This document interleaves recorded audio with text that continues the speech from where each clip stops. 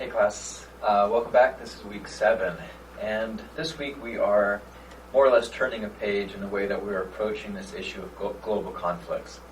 Thus far, from week 1 through 6, we've been looking at specific global conflicts. Last week, for instance, we looked at Syria.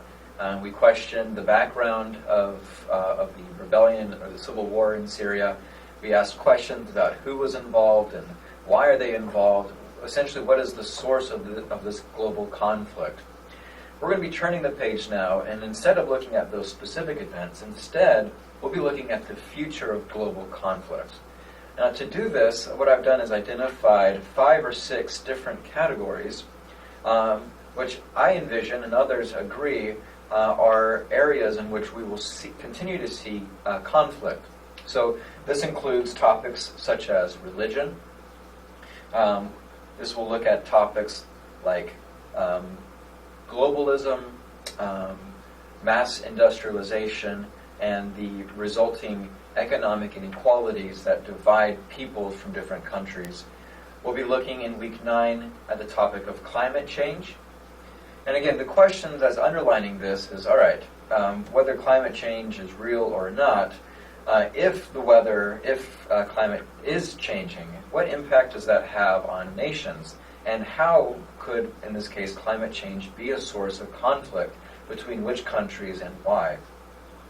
So a lot of this work is, we're looking at projections being made by the intelligence community, by scientists, by people who study public policy and global politics or global conflicts.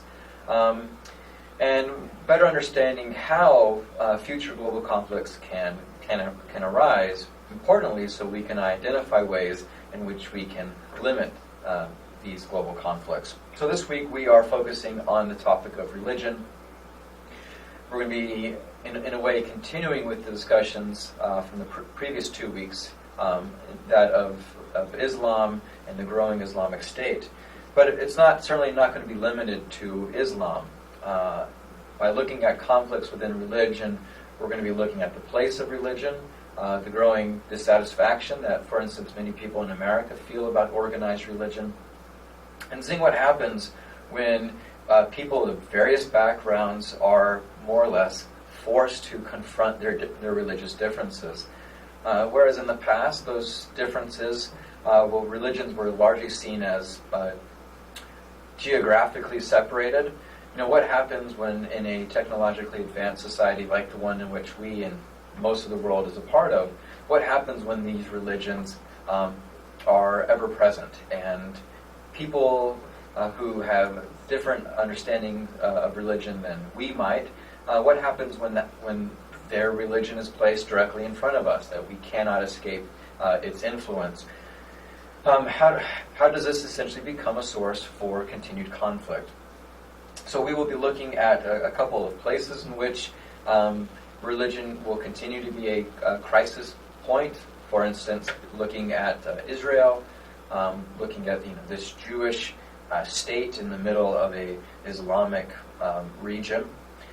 And I have a discussion board forum as well as a response paper that will be due on Sunday. I'll try to come back on and make a secondary video here shortly in which I give some of my thoughts about one of the readings. So look for that. If you have any questions about the assignments, as always, shoot me an email. Thanks, guys. Bye.